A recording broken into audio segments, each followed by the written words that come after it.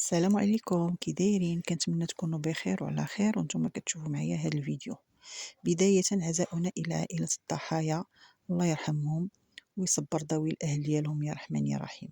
في هذا الفيديو غادي نهضر على الجريمة أو تطورات سفاح عين السبع اللي خلق الرعب في ساكنة منطقة سيدي حجاج بعد ما خرب الهدوء اللي كيعوم على هذه المنطقة، وصبحوا المواطنين تيشوفوا مشاهد دامية قدامهم: جثث مقطعة إلى أشلاء وعظام بشرية مدفونة تحت الأرض بالقرب من المنازل ديالهم. ما نطولش عليكم بزاف وندخلوا مباشرة في الجريمة اللي وقعت في الدار البيضاء. سفاح سيدي حجاج سميتو مجيد وعنده 60 سنة تقريبا، وهو ولد دوار حسيبو. مجيد هو شخص طالب معاشو. في الأول كان عنده هوندا كيخدم بها، من بعد ما باعها وشرا تريبورتور وبدا كيترزق به الله، تيهز فيه الناس، كيوصلهم، كيتسخر ليهم. المجرم مزوج وعنده وليداته، هو إنسان بسيط ديما مبشور وضاحك وبعيد على كل المشاكل والبلية. كاع الناس ديال عين السبع كتعرفو، رجال ونساء، اللي خصاتو شي حاجة كيتصل بيه وكيجيبها ليه في التريبورتور ديالو وتيدورو معاه الناس. كلشي الناس تيقولوا فيه كلام طيب، كيدخل لديور ديال الناس، تيشرك معاهم الطعام، يعني دايرين فيه الثقة العمياء. عمرهم شكوا فيه حيت هو بعيد على المشاكل والصداع. الضحايا ديالو كلهم كيعرفوهم وكلهم دايرين فيه ثقة وكتربطهم معاه علاقة طيبة، وفي نفس تقريبا في نفس السن ديالو. الضحية الأولى ديالو صفاها لها هادي عامين. السيدة عندها بنت وحدة، استدرجها السفاح وطلب منها تجي عندو لدارو في سيدي حجاج.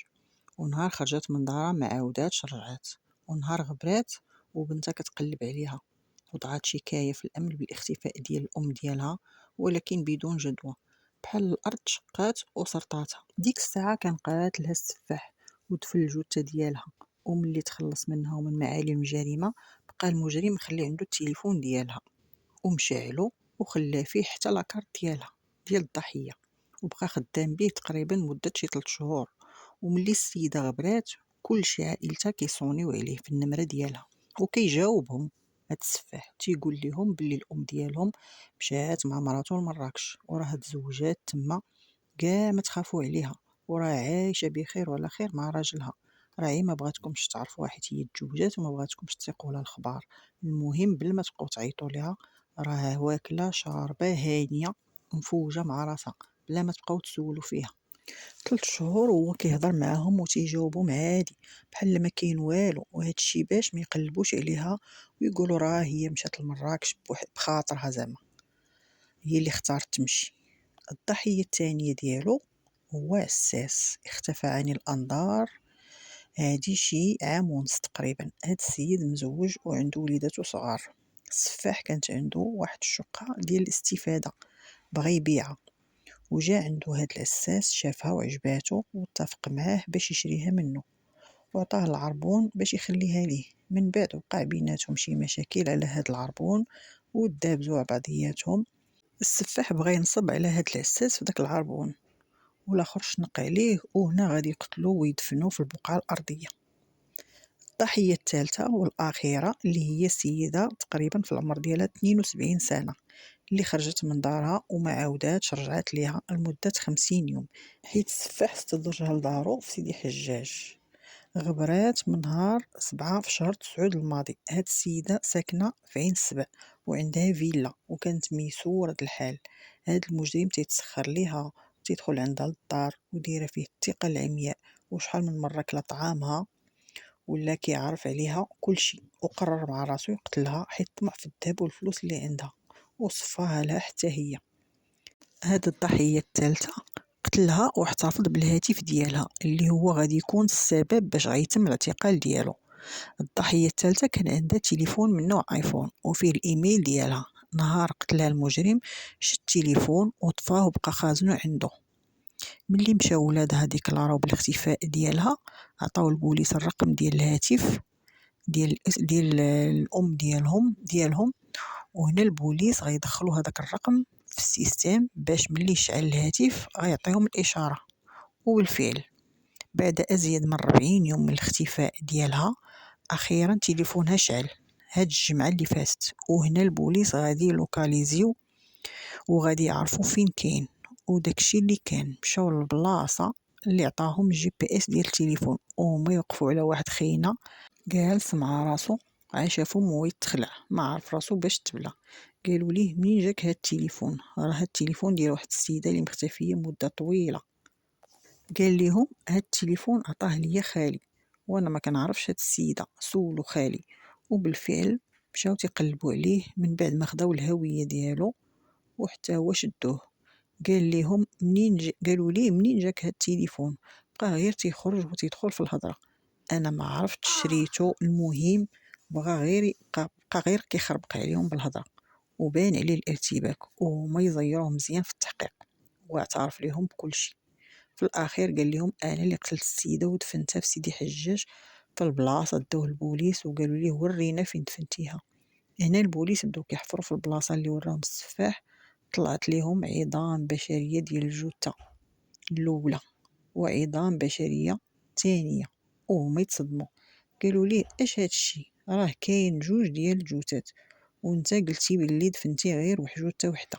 وهما يردوه لمقر الشرطه القضائيه وعاودوا معاه التحقيق من جديد. وهنا غادي يقر لهم باللي قاتل 3 ديال الناس، جوج عيالات وراجل، وقال لهم راه دفنت النص في الدار والنص الثاني في البقعه الارضيه باش ما يلقاوهمش ويصعب عليهم المأمورية ديال العثور عليهم. هنا البوليس مشاو للدار ديال المجرم سيدي حجاج، بداو تيحفروا حتى لقاو الجثة. عاد داهم للبقعة الأرضية وراهم فين دفن البقية. هنا البوليس غيبقاو يحفروا عشية كاملة والليل كامل حتى جابوا جوج ديال لي طراكس كيحفروا بهم. عاد لقاو أشلاء الجثث مقطعين طروفة صغار على عمق تقريبا 5 متر. كيفاش هاد السيد حفر هاد العمق كامل بوحدو؟ والبوليس حتى استعنوا بالطراكس عاد قدروا يوصلوا لهاد العمق. المهم السيد مدة عامين هو كيقتل ويقطع ويدفن بنفس الطريقة وببرودة دم، وكيمشي يكمل حياته عادية. وشكون عارف ربما يكونوا ضحايا آخرين. سفاح بكل المقاييس. السيد طلع حريفي، استدرج الضحايا للمنزل ديالو بسيدي حجاج، ومن بعد كينفذ الخطط ديالو وتيرجع يمثل على الناس الطيبوبة والبشاشة، والناس تيقن فيه، ولكن هو في الحقيقة شيطان في صفة إنسان. الضحايا كاملين تتربطهم معاه علاقة طيبة وفي نفس السن ديالو تقريبا. السؤال هنا اللي محيرني أنا هو كيفاش هذا سيد مسن تقريبا عنده شي 60 سنة يقدر يقتل ويقطع ويحفر 5 متر ويدفن بوحدو إلا اللي كان شي واحد كيعاونو. ما عرفتش انا هادشي ما تخليش حتى انا لراسي. اشنو رايكم نتوما؟ تجاوبوني في التعليقات. وهذاك اللي لقاو عنده التليفون اللي قال راه خالو اللي عطاه ليه، راه حتى هو معتقل، ربما يكون هو اللي كان كيساعدو. راه حتى هو معتقل وغادي يحقوا معاه وباش يعرفوا كيفاش عطاه التليفون، وربما واش كان معاه واش سكتوا به، الله اعلم. هاد الاسئله كلها غادي نعرفوا الاجوبه ديالها من بعد. المهم هو السيد ملي شدوه راه هو اللي قال لهم هادو، حيت هما لقاو الجثث كلهم متحلين وكلهم غير عظام. هو اللي بقى يقول لهم هذيك الجثه راه ديال فلان وهذيك ديال فلان وهذيك ديال داك الفلان الاخر. يعني هو اللي عطاهم السميات، هو اللي قال لهم هذاك شكون هما ديال دوك الجثث، يعني قبل ما يديروا لهم رادين ولا يعرفوهم شكون هما. والله يكون في عون اسر هاد الضحايا اللي تصدموا بهاد الفاجعه. اللهم ارزقهم الصبر والسلوان يا رب. هاد الجريمة فكرتني في هذيك الجريمة ديال سفاح الجيزة اللي كان في مصر، اللي داروا عليها فيلم سفاح الجيزة. وهذا هو سفاح سيدي حجاج بحاله تقريبا نفس السيناريو. هذاك سفاح الجيزة وهذا سفاح سيدي حجاج أو عين السبع. وهنا غادي تكون قضيتنا سنات، وما تنسونيش من الدعم ديالكم والاشتراك والتشجيعات ديالكم باش نزيد مازال ان شاء الله. الا كان الجديد في هذه القضية غادي نحطها لكم ان شاء الله، والى اللقاء.